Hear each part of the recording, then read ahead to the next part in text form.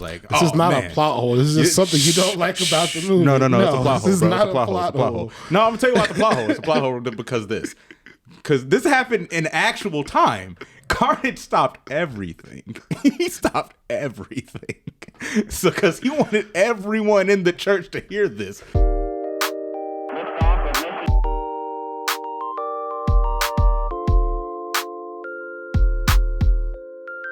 Discovery, throttle up.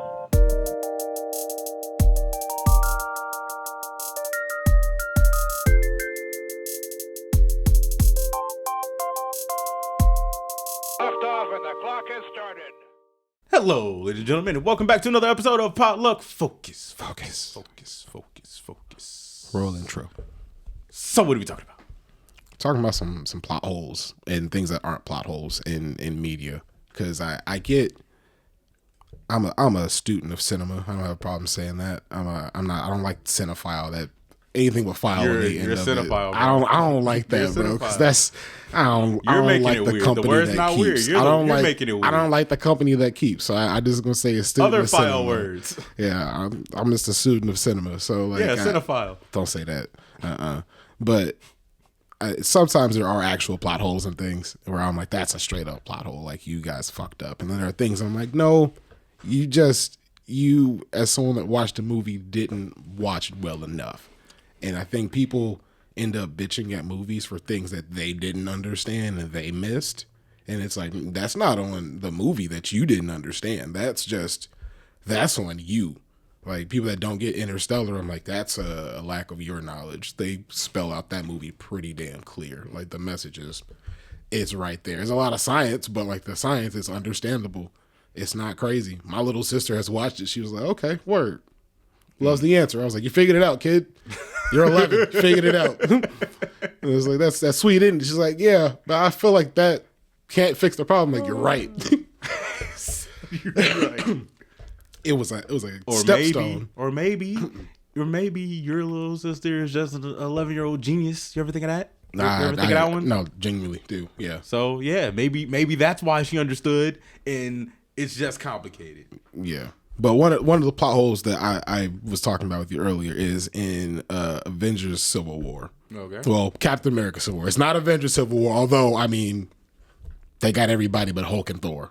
That's the only two that they don't have from the Sound like Avengers. it's just a Captain America joint to me. Yeah, it's a Captain America giant ensemble piece that isn't giant enough to actually be Civil War, but I'm not getting on that soapbox today. We don't got time for that one. And neither did they. No, they didn't have the budget, the rights, or, the chutzpah to even try it. Because you can fill that cast out with characters you own. You could do Civil War with the characters you had in your IP. You just were pussy and didn't want to really do it. But anyways, Jubilee ain't in it. I don't want to see it. Anyway, go on. Jubilee in Civil War. I mean, the X-Men are in Civil War, so Jubilee might be in, but I don't think she's not. Although in later issues, Jubilee, they'd be like, gee, Loki is like, she's an alpha level mutant, almost Omega, but that's later issues where they're like, she doesn't just make sparklers, she ignites atoms and shit. Where I'm like, y'all pushing her shit to limits. But the plot hole is in there where General Thaddeus Ross is kind of just grilling the Avengers about all of the damage they do. Okay. And he's ratting them off. And the first one he hits with is New York, and with the invasion of New York. And the thing I was always, as soon as I watched it, I was like, well, no, y'all were going to nuke the city of New York, which we'd have to Google it. But I bet you're nuking, that's the whole state, essentially. You're fucked. You know what I mean? Everyone in there was going to die. And they kept it to a few city blocks, maybe 20 city blocks.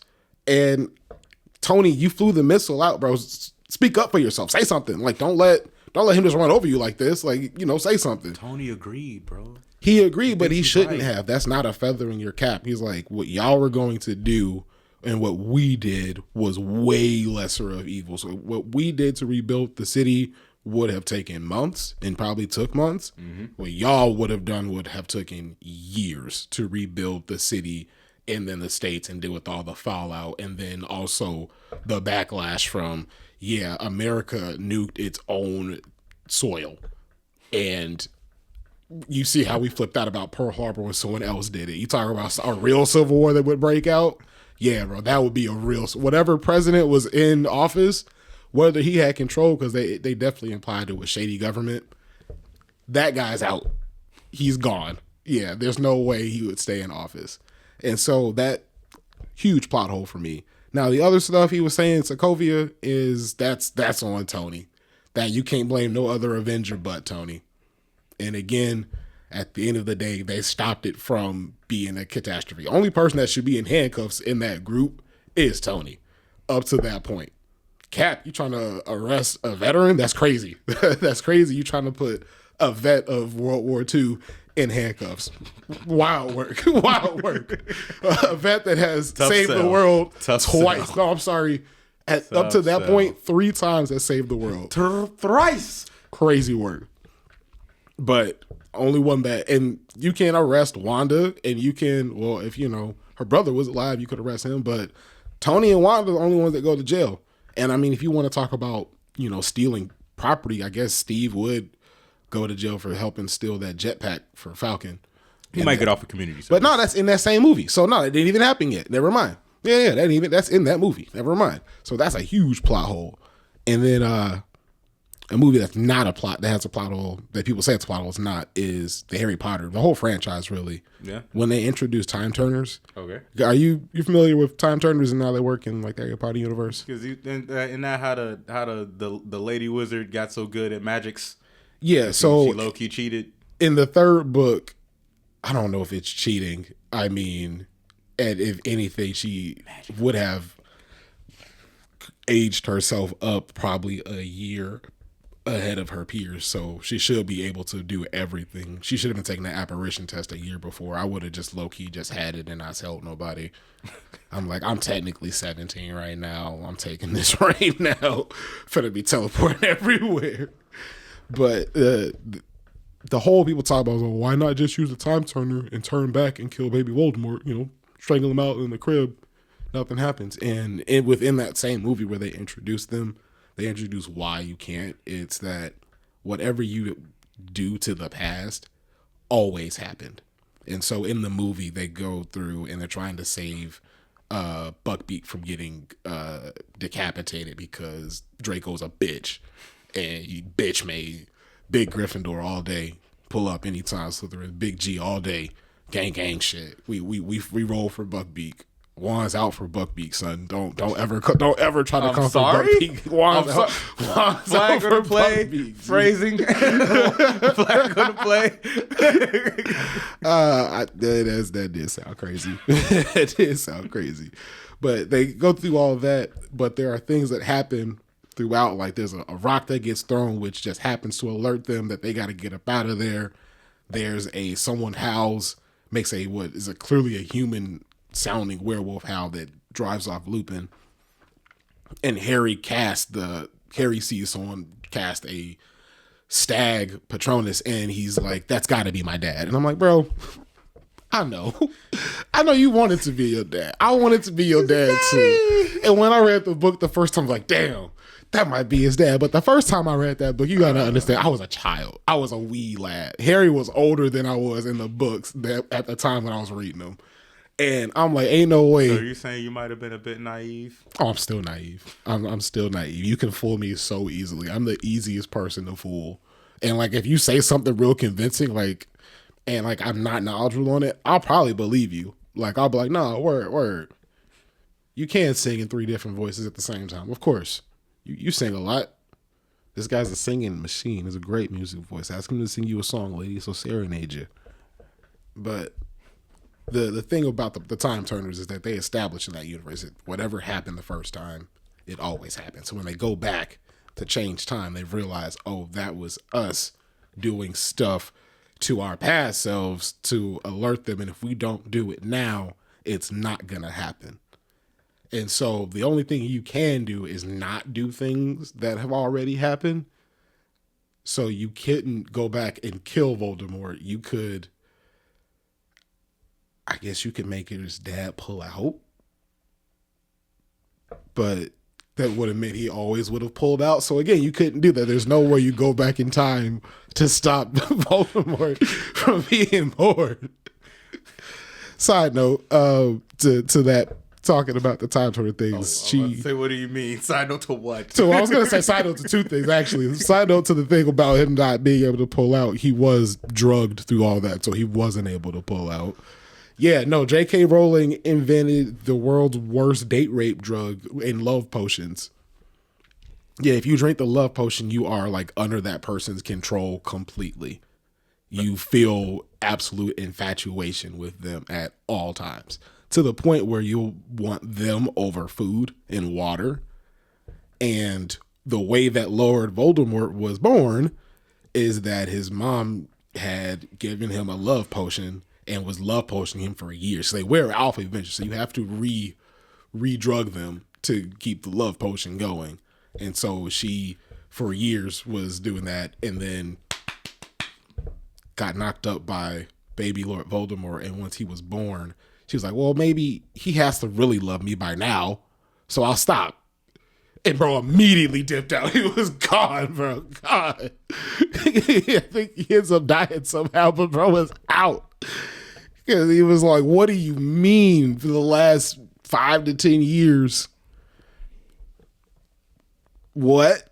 And I don't know. And they don't, because I think someone that made the movie, they knew about that, because they don't put that in the movie at all. They was like, nah, bro, we cannot. As we talk about his background, that cannot be in there. Yeah. Because there are so many questions. It's like, was he conscious? Are they unconscious? Are they like hypnotized? Like, what are they perceiving? And like, there's so many questions to it. So that was the one side note to that, him being able to pull out. He just wouldn't have been able to, which is just crazy. She made like, there are people that do bad things, and then there are people that create bad things, and someone look at JK gonna be on that Diddy list. Just watch out. Wow. Watch out. Well, I mean, maybe she already hates trans people. Hold so, on, hold on. I'm not saying you're wrong, but maybe she was just kicking back while she was working on the Harry Potters, and she was reading a little Midsummer Night's Dream, and she was like, you know who I really like? That Puck character really got it going on. If you relate to Puck in Midsummer Night's Dream, you have a problem. Talk to somebody. If that's who you relate to, I'm not done. That's crazy. I'm not done. That's crazy. And she was like, man, I was working on a tragic backstory for a relatable villain, and it just got a little out of hand. That's wild work. If Puck is who you're related to in that, of all of the characters in there, crazy work. You know what's fucked up? That's the only character like I can even remember. Yep. It was like just like stuck up here. It's like, all right, so we were throwing out all of this, but this gotta stay because this like seems like a warning of some type. Puck, there's a fairy. There's definitely a fairy, right? Yeah, Oberon's the king of the fairies. It's mostly all fairies. Yeah. And that's, but I'm like, remember the fuck out of Puck. But I'll never forget that, because I remember Puck, fuck. And that's what my brain associated with. I was like, no, that was the joke, because I laughed and my teacher was like, no, good. That's the joke. You're supposed to laugh. That is the joke. Yeah, he's like, no, you got it. It's like, he was like, that's fucking nerd. I'm like, no, it's because I'm dumb. It's not because I'm a nerd. But the other thing that, to give, I guess, JK her flowers, she, in a roundabout way, solved the grandfather paradox. And for those that don't know, I know you know what the grandfather paradox is. It's if you go back in time to kill your grandfather, or you stop your grandparents from meeting, kind of a la Back to the Future. Well, if they never meet, you're never born. So you're never born to go back in time to stop your grandparents from meeting, so they would still meet. So that is the all you gotta do is hit the Philip J. Fry, and then you solve that problem. You become your own grandfather. Yeah, no grandfather paradox, baby. Yeah, I mean, that's what Stewie does in the Family Guy. They all do the same thing. It's like, nah, I'll just fuck this bitch. I'll come back. It'll be fine. It just has to be my DNA, right? And it's like, I don't know if that's how that works, but who knows about all this timey-wimey stuff. There's an alternate ending to that, but it's sad. Yeah, this is all real. Stewie just dies out there because he's still a baby. Oh no, it's far more sinister, but whatever. Anyway, you got any plot holes? Anything with plot holes in them? Yes. I knew you'd have something by the time I got done rambling. So it's only rambling if it means nothing. So Yeah, it was actually, I mean, it bothered what me. you get.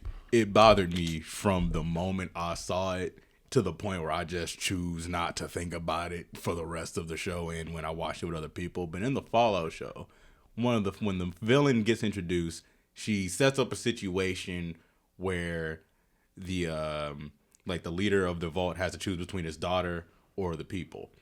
And the way it's presented, and I don't know whose fault it is, if it's the fault of the writer, the director, or who fucked up, but somebody did. The way it's presented, it was presented like you have to choose her or them. One of them is going to die by this bomb I have here, right? So he goes for his daughter, bomb goes boom. Presumably a commercial happened because it was framed like a commercial was supposed to be that. And then you come back and everyone is cleaning up and the dad is gone. What happened? She took the dad hostage so the plot could happen. The daughter gets out of the closet she was in so the plot can happen. And the other characters live so that side plot can happen. Which is fine. If that's the result you wanted to have, that's fine. You could have had that. But why the fuck would you present it in a way where no one survived? Or a this or that choice had to be made.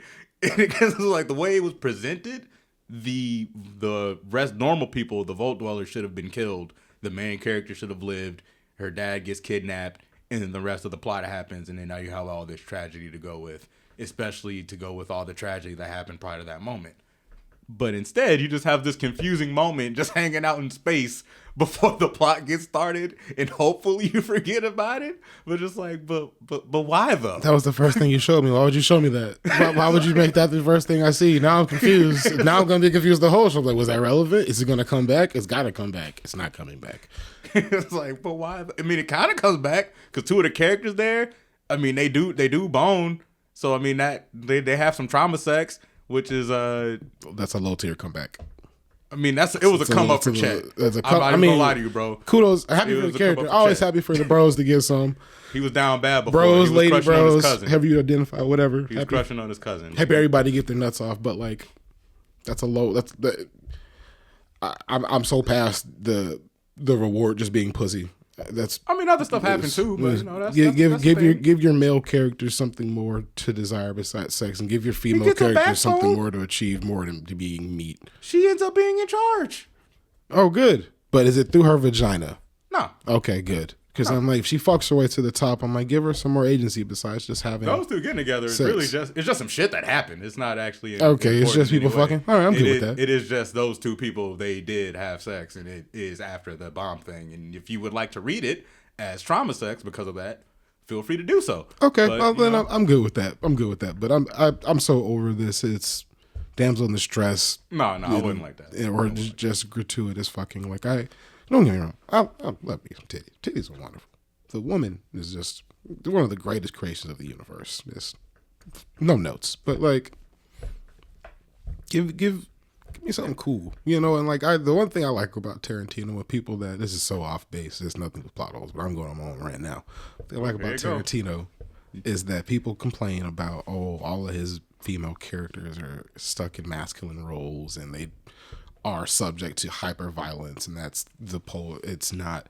It's a big critique that he gets with his female driven roles, is that they're all in hyper violent roles. And I was like, well, if it was a guy doing the same thing, no one would care that it was a hyper violent. It was just another guy movie, and this is just another guy movie. But it's just you put a woman in there.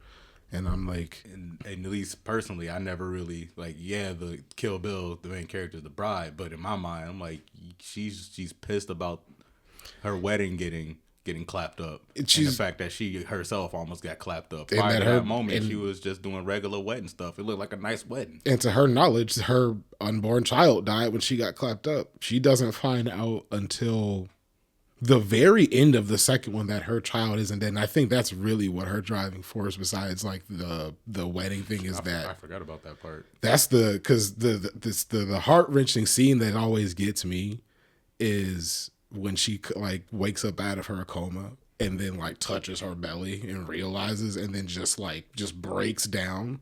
I'm like, it gets me every time, and I'm like, because that's I definitely memory hold all that because I was afraid of Uma Thurman for years. I still get a fear boner for Uma Thurman. Like Nah, bro. Like that was like when people were little kids, when they would be afraid of the boogeyman. My boogeyman was Uma Thurman, bro. Like it was fucking wild. I didn't want no smoke from the bride. Bill did not do good things for my psyche. I didn't want no smoke from the bride. I was like, whatever you need, I'll tell you what Vivica Fox is. I don't. All want I no remembered smoke. was the violence in Pussy Wagon. Because my cousin said Pussy Wagon out loud and got in trouble for it. Like that's all I can remember. Move your big toe. Yeah, no, but that has nothing to do with plot holes. There's not really many plot holes in that movie. There's a few in Pulp Fiction, but I don't know if they're plot holes. Well, the main one is that when the guy unloads his hand cannon into the walls. Miracle Baby? No, not that. That's not the bullet holes are already there before he starts shooting. That's the plot hole. Super miracle, bro. Reverse miracle. If you look, there are bullet holes behind them already, and then he shoots, and then they're like... That might even be just closer to a production error. Oh, yeah, it is just production error, but plot hole, too. And it's one of those, I mean, most projects have plot holes in them if you look hard enough. Like there are some things that are like watertight, but those are the exceptions that prove the rule. Those are the ones that go, damn, nothing. Yeah. No matter how hard it look. Yeah. If it was so common, you wouldn't be amazed by that. Yeah, I couldn't think of one that truly doesn't have any. I mean, The Prestige, that's got to be up there. For movies that have no plot holes, that is just start to finish, they got them all. And like, there's things that every time I watch, I'm like, damn. Not only is that not a plot hole, that's some shit that I didn't even peep from jump. And I was like, I think Shaun of the Dead might be watertight too. Shaun of the Dead might be watertight. Shaun of the Dead, but it's those kind of movies where like the point is the details. Where it's like the more details you notice. But that is a good. But no, that's a good thing to talk about because there are movies that if the point is the more details that you catch, the better the viewing experience is. It's the likelihood of a plot hole being there is so low where it's like, nope, that's a feature. You just didn't pay attention. Watch it again.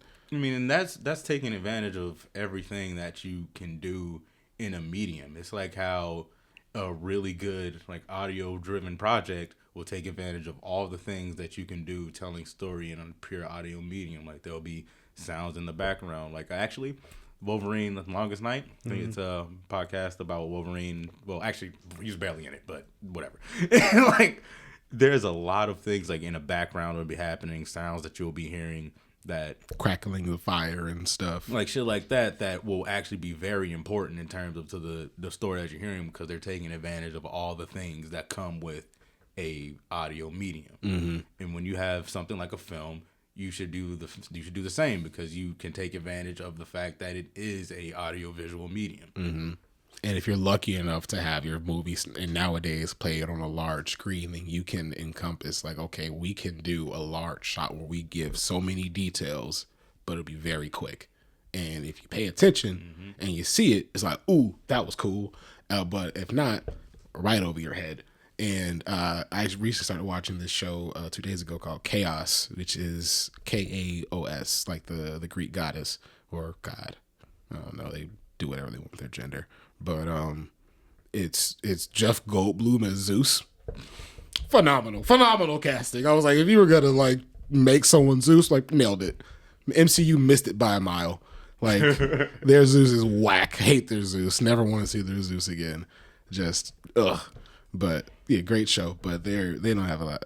So far, it's been lots of little drops to stuff where it's like they have a Eurydice, but they just call it Eurydice, and it's like, oh, okay, if he's Orpheus, that has to be Eurydice. So that's a little. It's like if you catch it, and if you're not just completely illiterate, you know, it's a nice little nod to that.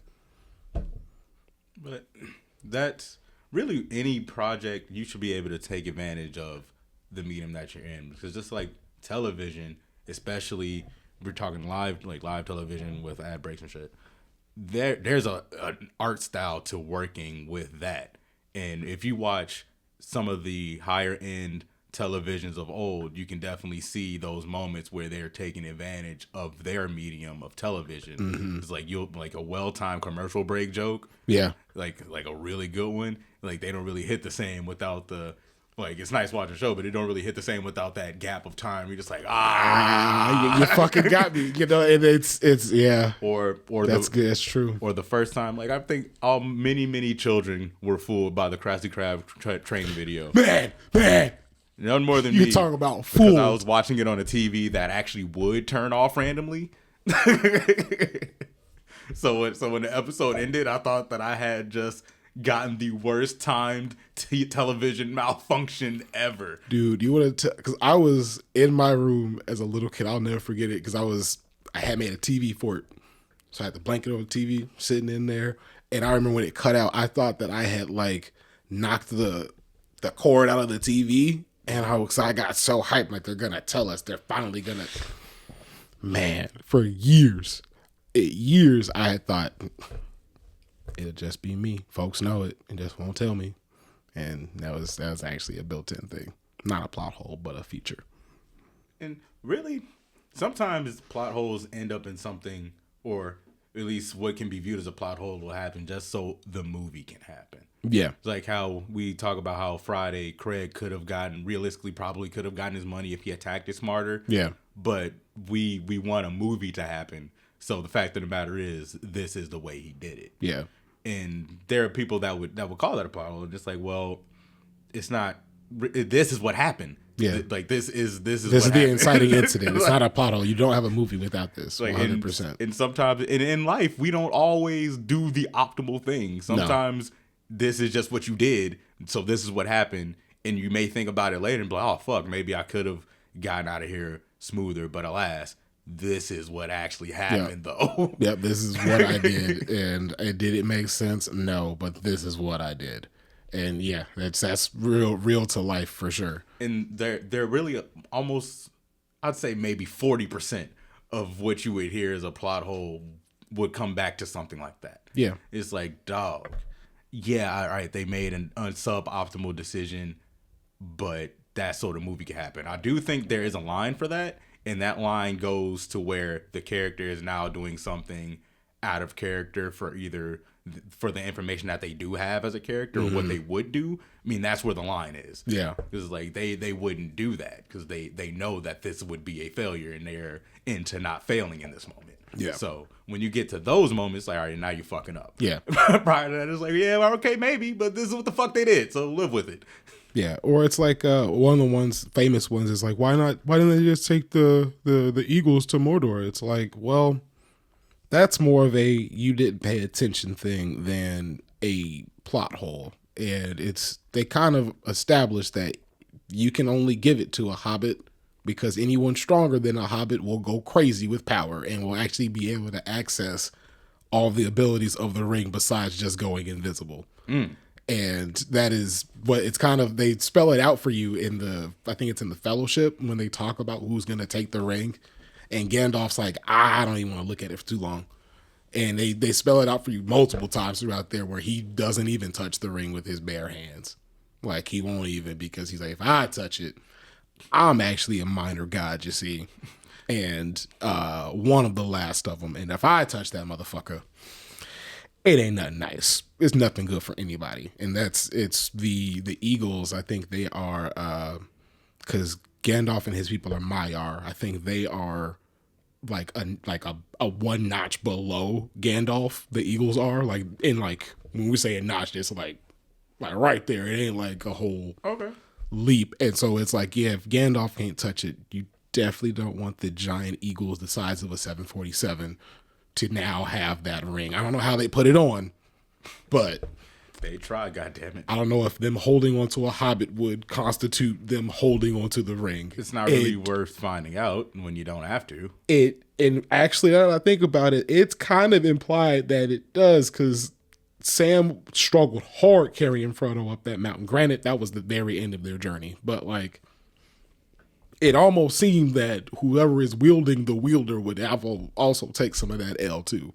Take some of those side effects. Yeah, you take a little debuff on your movement. But So no, it's not a plot hole. That's You shouldn't just really punish the movie because you didn't pay attention enough to it. yeah, and that's just another answer like where it's like people like plot holes. Like no, pay attention, watch it again. I mean, there's some people want everything spelled out for them to a very explicit degree.